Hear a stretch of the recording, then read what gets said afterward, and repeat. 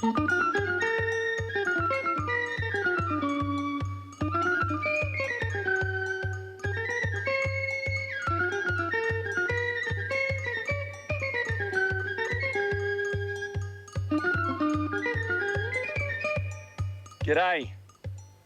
I'm Malcolm Douglas. This scene illustrates what this journey is all about. Survival in the outback. One mistake in this country and you're dead. During the summer, the daily temperatures often exceed 50 degrees Celsius, and it's now November, one of the hottest months of the year. And I'm going to travel right across Australia, negotiating some of the most isolated tracks so I can show you many of the survival skills that I've learned in my 30 years travelling the outback. On a long trip, I need a really solid trailer to carry all my extra fuel, extra food, spares, oil, diesel, general gear, and the most important thing, of course, is all my extra water. I've got some of the water in metal containers, and I've got some in very heavy-duty plastic containers. Righto, Boss Bonnie, let's go. Come on.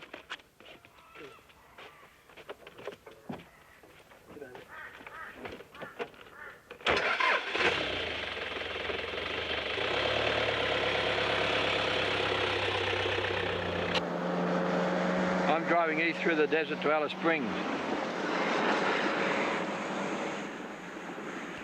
Marble Bar is accepted as the hottest town in Australia. In a survival situation, what you really need is water. So the first thing I'll do is go out and collect water, and I'll show you a number of ways of collecting water. Then I need fire, and there are a number of ways of making fire. Then I guess after that you need shelter, and if it's possible, you can go out and collect food. But what you really need is water and fire. Even though this acacia bush is growing on top of a very large sand dune, there's still quite a lot of moisture in the foliage. I'm just having a look now. So what we have to do is get this moisture that's in the leaves out, and that is very good water. And this is how you collect the water. Large plastic bags tied over the foliage. Now, you may have heard about this system, but there's a few very important points that you've got to remember. It's important that you tie the top of your bag securely so you get a hothouse effect here, and that forces the foliage to give up its stored water. The water then condenses on the inside of the plastic bag, and it runs down and collects at the bottom.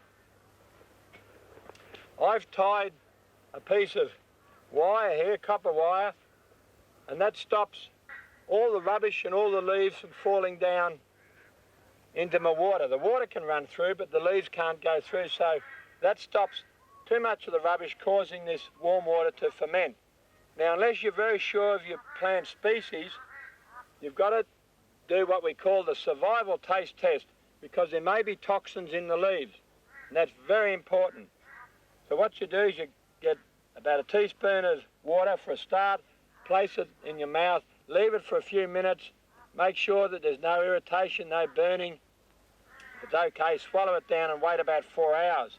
If you feel fine, get a small cup full of water, go through the same process, wait another 4 hours. If you feel fine, well, then you can drink your water. Now, you don't want to take this plastic bag off every time, so what I do, I come out in the bush with meters of plastic hose. So when I tie the bag onto the foliage, I run the hose down into this water, so when I want to collect it, it's just a matter of siphoning it out.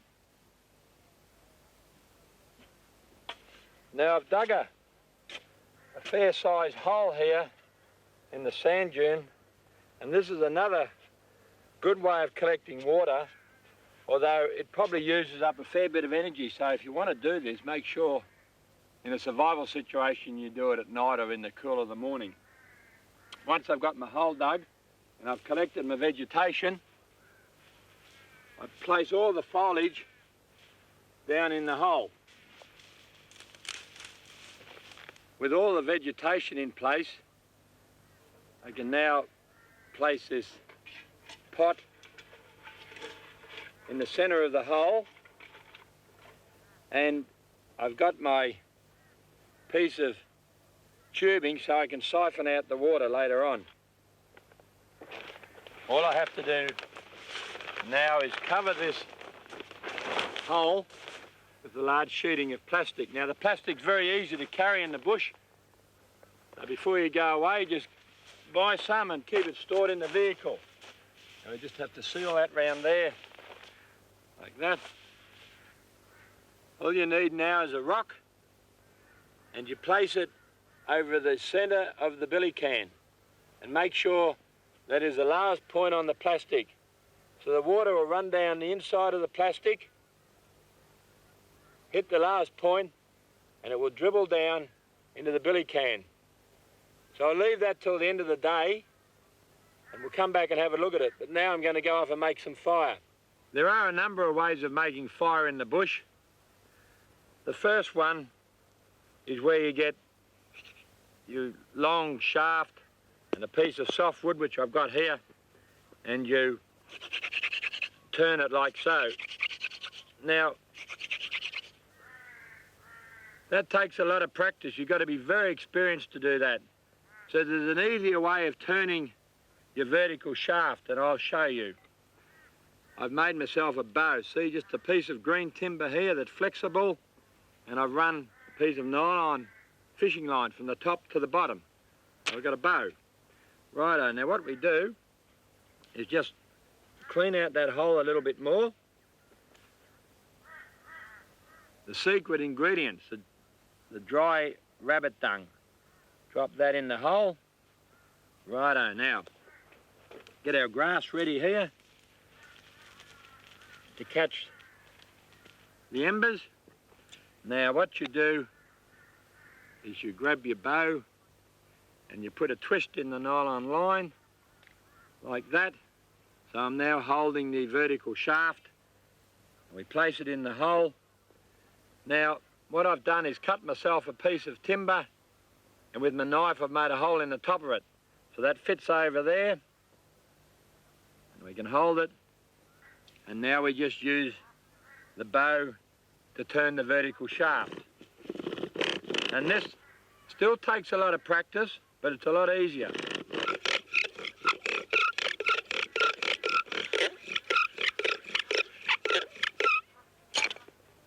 I've got to get those embers onto the dry grass, and pick it up.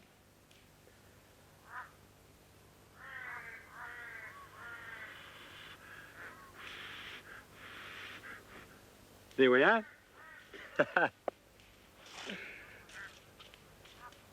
Well, that's one way to make a fire, and there's quite a few other ways. It's getting late, so I'll go and check the plastic sheeting.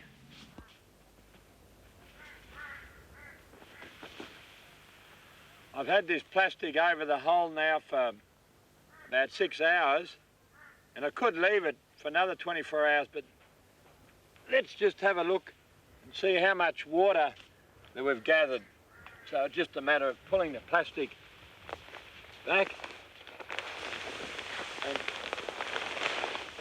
I don't want to get it in my water. Now,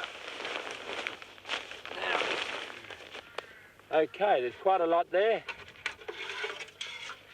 Normally, if I wanted to keep it working, I would siphon this water out, but we'll just have a look how much I've got. There's quite a bit there. There's about 2 large cupfuls. That's not too bad in 6 hours. So if you had 2 or 3 of these holes working and about 10 foliage bags, it would probably give you just enough water to sustain life, because on a very hot day, you need a minimum of 5 litres of water just to keep going.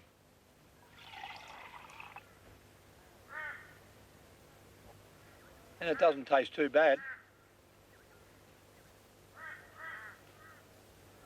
I'll wait 4 hours and see how I feel.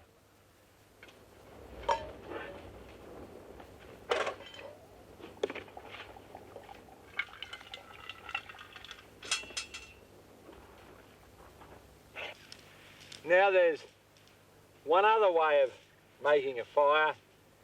It's very quick, it's very easy, providing you've got your vehicle nearby. Now, just get our dry grass and kindling ready. Now it's just a matter of getting the battery from under the bonnet or with the Land Rover under the front seat. Now, just put the battery down there. Now, all you need is a bit of wire or plenty of tools and short across the terminals. And of course you need a little bit of fuel. This is petrol that I'm using for our generator. Just get rid of that right over there, of course. Now just take our little bit of wire onto the positive. Just hold the rag with the petrol on it right there and just short it on the, and there we are. Get the battery out of the way. Instant fire. Now you can rub wood together, you can use your battery out of your car. But one of the most reliable ways of making a fire out in the bush is right here in my little billy can. See, it doesn't even matter if it gets wet. I've been carrying this around for probably 20 years. Now, providing there's a bit of sun, and you know what it is, I guess, by now, it's a magnifying glass.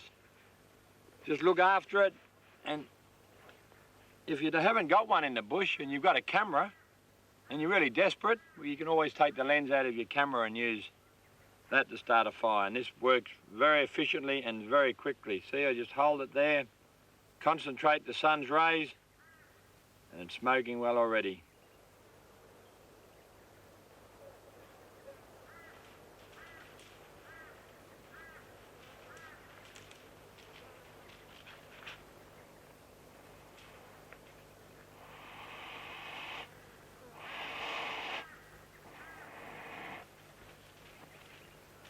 There we are. So, when you go out in the bush, make sure you take your little magnifying glass.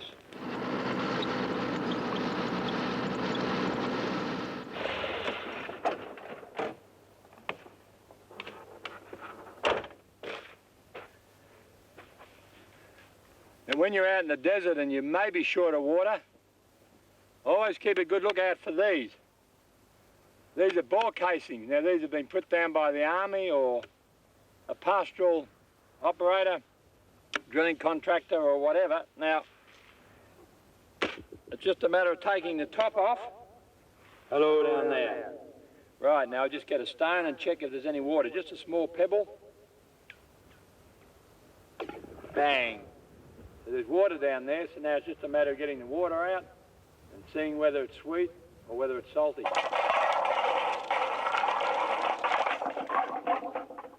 There she is, water. Here we are. Got a good bite down there. You can see there's water. It's certainly not salty. It's like fresh mountain water. It's beautifully sweet, no salt in it whatsoever. So watch out for these. These boars could save your life out here. Good dog. How's that? Now in a survival situation and you are really desperate for water, well, one of the signs that there's water not too far away are the seed-eating birds like the finches and the budgerigars and the gallards. There's some coming in and just landing in the gum tree behind me now.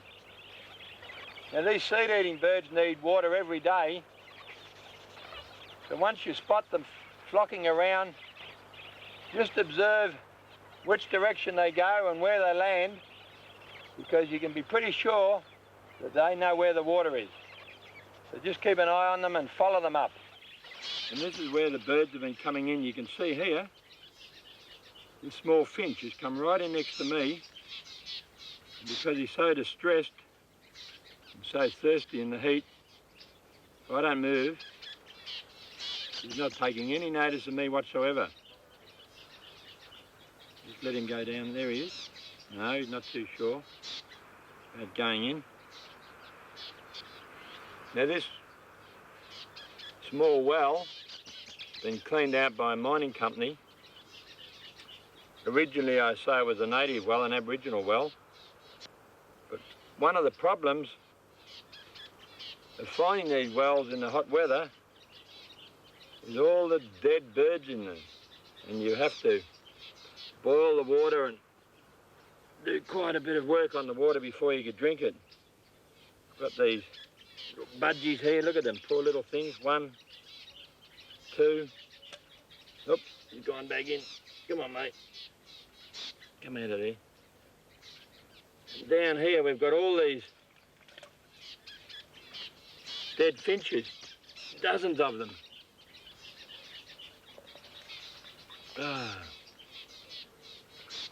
I don't think these little blokes have got any chance. They've bred very late in the year. It's going to be well over 50 degrees today. Every day it's over 50 degrees. In fact, last night at midnight it was still about 35, 36. Anyway, I'll clean out all these dead birds and put a few sticks down here for some of the mates. There we are. And hopefully the strong ones will survive the summer.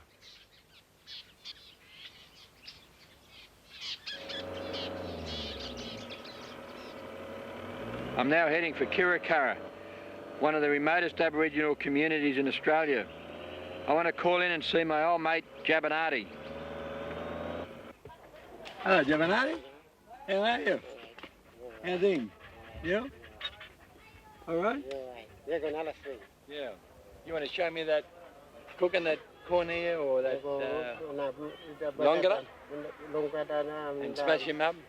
Cooking up? Yeah. Yeah. Okay, yeah.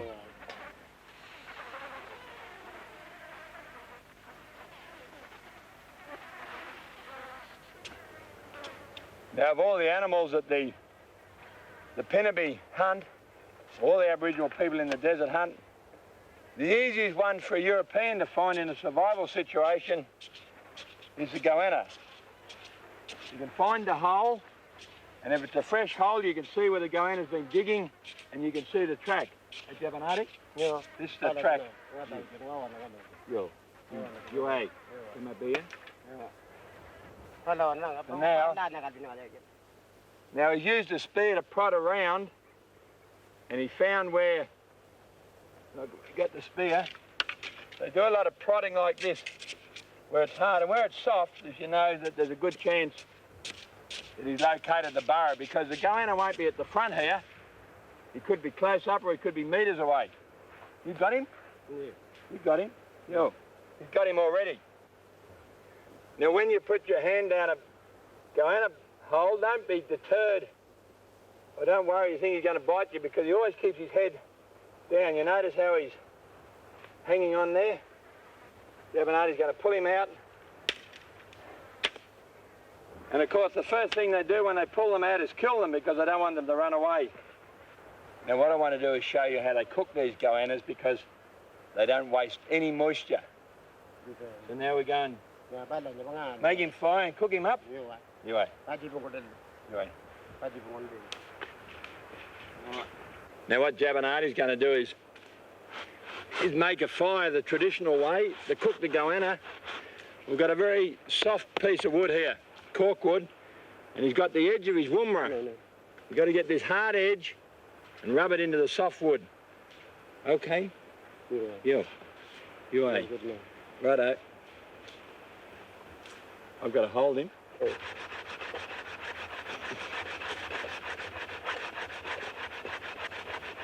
He's smoking away. You can see that there. Righto, now we tip it onto the dry grass. That's him. That's him. Hold him up. Now it's just a matter of holding it there for a few seconds. You can see it's smoking there really well. Yeah. There he is. Hey, that took about 30 seconds. So it's not hard to get a fire going out here if you know what you're doing. Now what he's doing is pulling out the intestines, but he doesn't cut the animal in any way, and this keeps all the moisture in the goanna as it cooks. Now the way to cook these goannas is to put them on the coals just for a minute or two. Don't leave it there too long. So what the skin does is hold all the moisture in, like an aluminium foil. Now this is just the first process. Once he's been on the coals for 30 seconds or a minute, you can see how it's nice and tight, and you'll drop it in that hot sand. Whenever you're cooking anything on the fire like this, make sure you don't have any flame. The flame will burn the outside, but it won't cook the flesh. So what he's using here is the hot sand. The goanna is completely covered by that hot sand, and it doesn't matter whether you're cooking goanna or fish, any bush tucker. Get rid of all that flame and just use the heat out of the sand, and we'll have that out of there in a few minutes, and it's going to be very nice.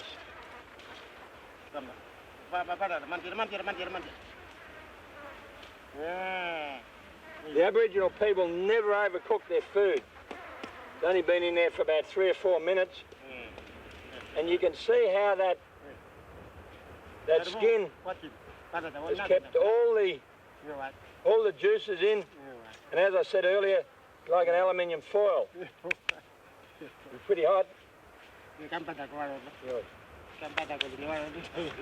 Clean him off. And this is very important because he doesn't want to waste any of the juices around the last of the guts there. Now, just before you go, Jabanati, oh, he wants to get that hot juice out. He's drunk half of it, see in here, all that juice? And that's the reason you've got to be very careful that you don't break the skin as you cook it and you don't overcook it. Because in a survival situation, that moisture can give you a lot of energy. I'm not going to get any of this goanna. What about me? This poor gut out. No, this tail part. Now, break him open. Now I can skin it. Now, this meat is full of juice. You can see how white it is. Look, beautiful. You don't want to kill these things unless you really have to, because most of them are protected, but if you're desperate for feed, I'm sure no one would mind if you grabbed yourself a goanna or two. Don't worry about what it looks like, because it tastes really good. Bala. Bala. It's actually more moist than young chicken, and it's quite a bit sweeter. You can see that beautiful meat there, look.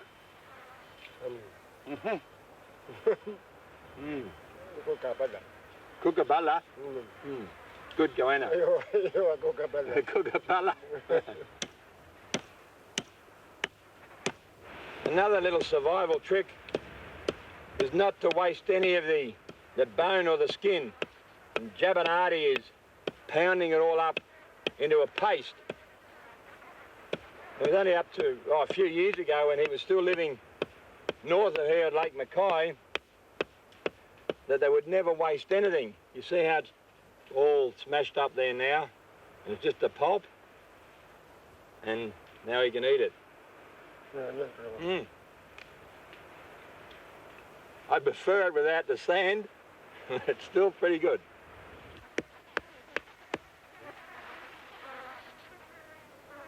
You're eating.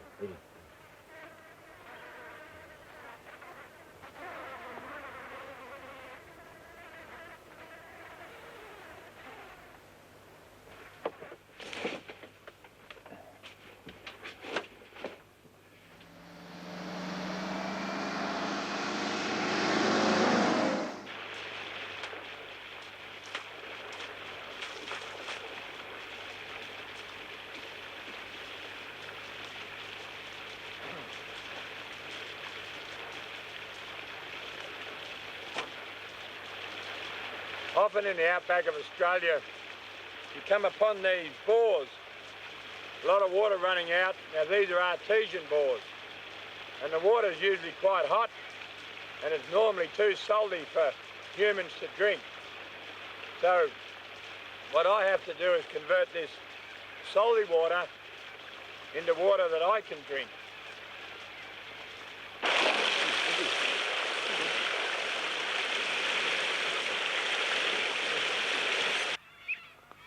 In a survival situation, you want to conserve energy. So I've made up a very simple device here to collect fresh water. Now, in the jerry can is the water from the saltwater bore. I've got a fairly low heat around the jerry can so it doesn't boil too quickly. I've just put a hole in the top of the jerry can and we run an old plastic hose around to the cup. Now, I just keep water, salt water from the bore on these old rags. So as the steam comes down my plastic pipe, it cools down here, it condenses. So by the time it reaches the cup, you've got droplets of fresh water forming.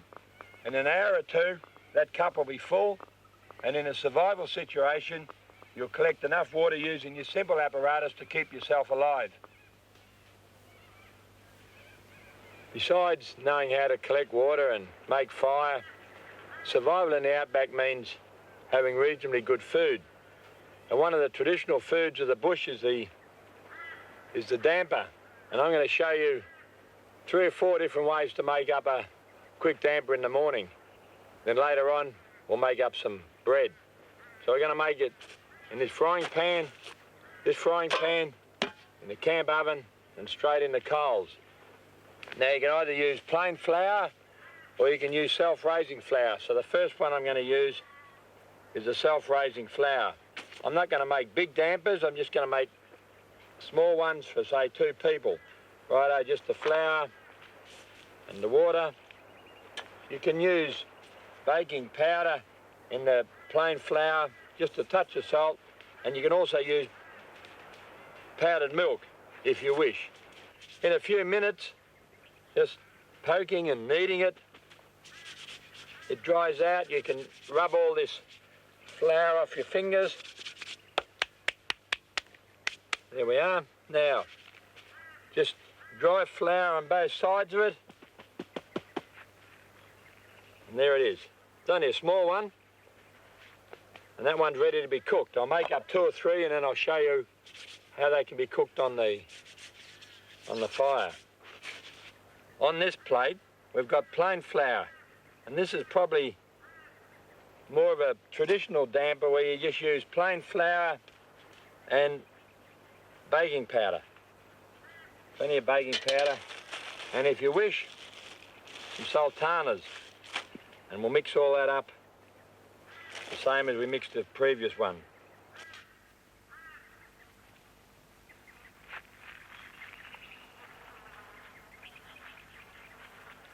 Now I've made up the mixtures for the 4 different types of damper here in front of me. The first one I'm going to cook is the one in the camp oven. Now I've dug myself a hole and, oops, what I'll do is that's a bit hot, get that camp oven down in the hole, just put a few coals in, drop your damper in, there we are, a hot lid, put the lid on, and hot sand around it, a couple of coals on the top, and that one will cook in there.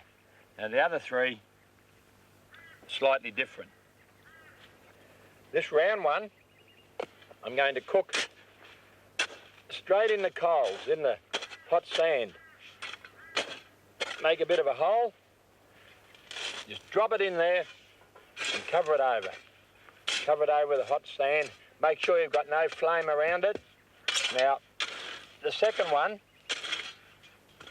in this frying pan here, it's only a small one. You notice I haven't got any oil in there, it's just completely dry. This is another variation, just to fill it up with the hot coals, mainly sand, and definitely no flame. Now the reason I'm showing you this is people prefer different flavours. and different techniques for cooking them. Some are a bit faster than others. Probably the quickest way is to get some nice coals like this. Good solid frying pan, really thick bottom. This is my favourite frying pan, this one. Keep it nice and flat on the coals and your oil, and get your damper and straight on the coals. It's got a little bit of oil there on the fire. We'll get rid of that. And I put a lid on it, and that's the quickest way. Right, we'll leave those for a few minutes and come back and see how they are.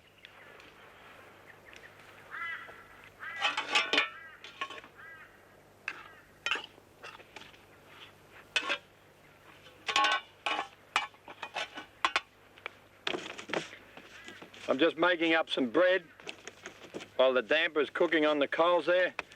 Now this is a very basic recipe for the bush.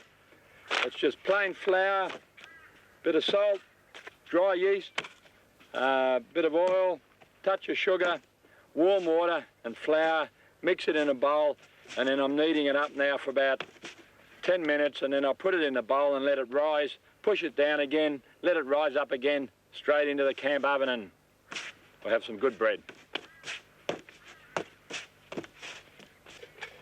Now this one that we cooked in the dry frying pan is a little bit overdone because it was only small, but what's interesting, as soon as you take it out of the hot sand and ash, it all just falls off, so then it's quite clean, and there it is. Or if you like a hard damper, that's great. Now this is the one you can cook if you haven't got a frying pan. See how it's come up quite nicely, straight in the coals, and all you do is just knock off all the sand and ash, and it's ready to eat.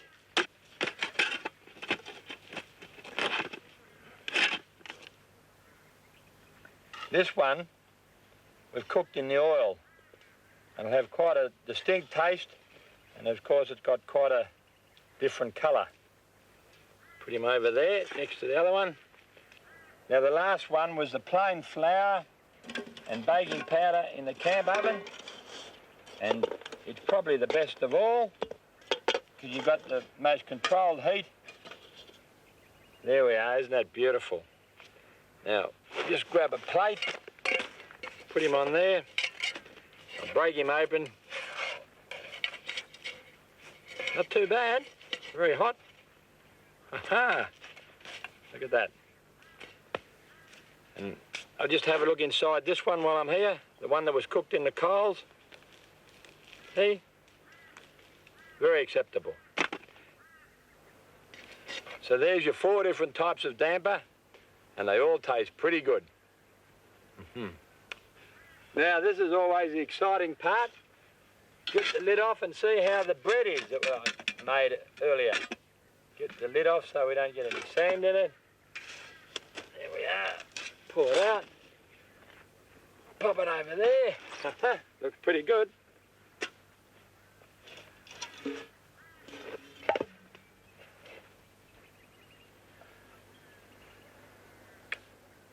Not a bad loaf of bread. I'll spend the next day or so with the locals just north of Alice Springs.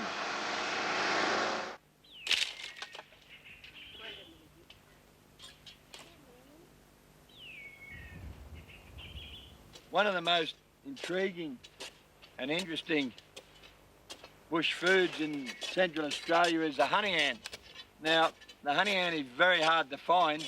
The Aboriginal people walk around in the mulga country. You only find the honey ant in the mulga country, and they see this small ant. There's one on me now that's got the little yellow abdomen. And they find the hole and they dig down quite a way. Because it's a dry season, very little rain, they're going down a long way, and I think she's just about located the first of these ants. She's down about 1 metre. You find any? Yeah. The honey ants spend all their life suspended from the ceiling in chambers right down in the ground there. And the workers, they gather a honeydew from a scaled insect, and they take it down and they feed it to the honey ants. Now this guarantees a supply of food for the colony in times of drought. In other words, the colony can milk the honey ants and get a meal in a poor season. They are so sweet, I don't think I could eat more than about half a dozen of these. First 2 or 3 are really beautiful. You can see how hard these people have to work. Poor Dara is now virtually out of sight. Hey, you got any more? He's really into it now. We've got about 50 here. You got some more down there? Well, 2 hours work and here's morning smoko.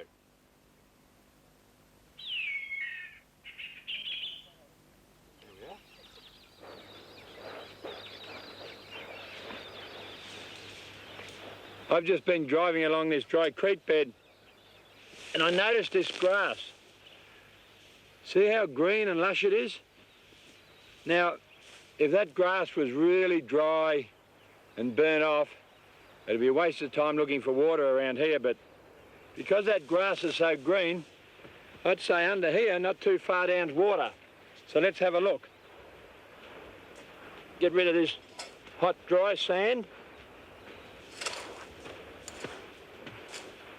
Now look at that, I've only gone down about 20 or 30 centimetres already into the cool, moist sand. Now let's see how far we can go down and see if we can actually find some water. I'm at arm's length now, and there's quite a bit of water down here. Just get some out to show you. Now there we are. Hey.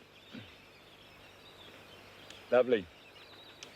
Got a little bit of just the sand that's been mixed up in it, a little bit dirty, but because it's been filtered by the sand, it's very, very sweet.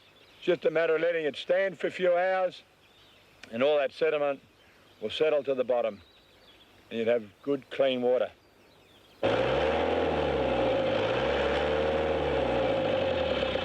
This often happens when you get in a sand bog. People get frustrated, instead of stopping, they keep spinning that tyre.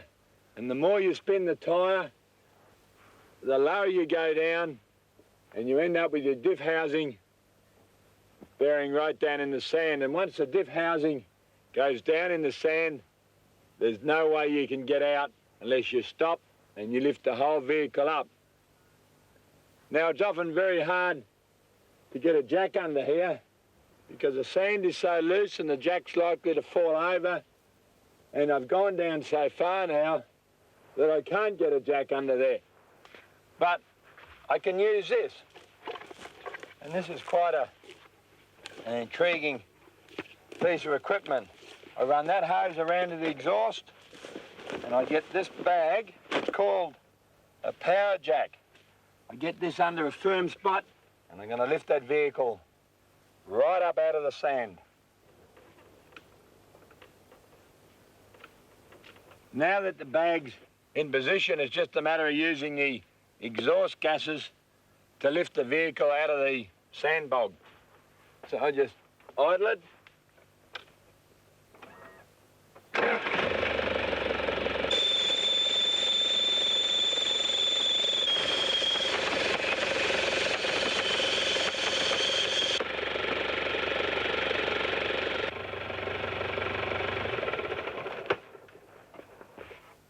See what the power jack's done? Lifted the vehicle right up. We've got this wheel that was well and truly in the sand. Is now 30 centimetres out of the sand, so all I have to do is pack some branches or wood or matting, whatever I can find under there, let it down and keep moving.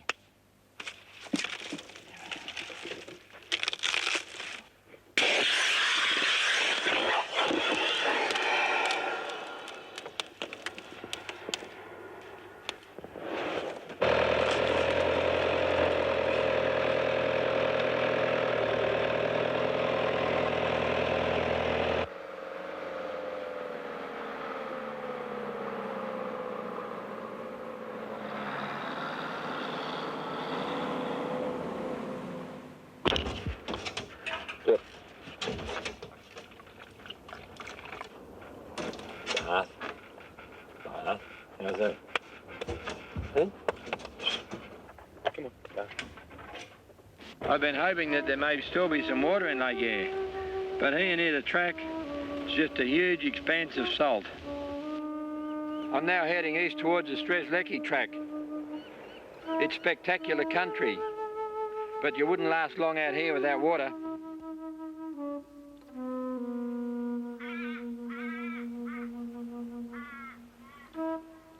If you do end up stuck in the bush at night, don't sit around and get cold, because that's the worst thing.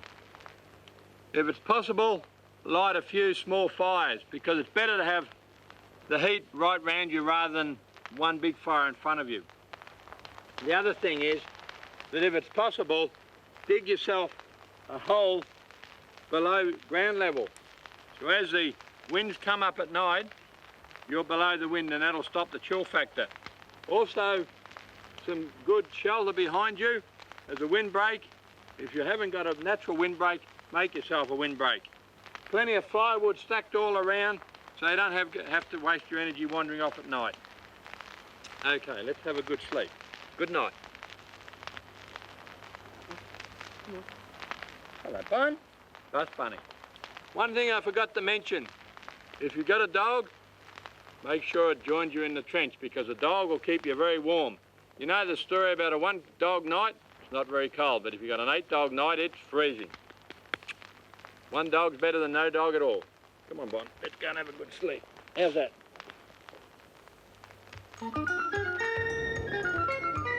In part 2 of Survival in the Outback with Malcolm Douglas, the journey continues into South Australia, where heavy rains test Malcolm's survival skills.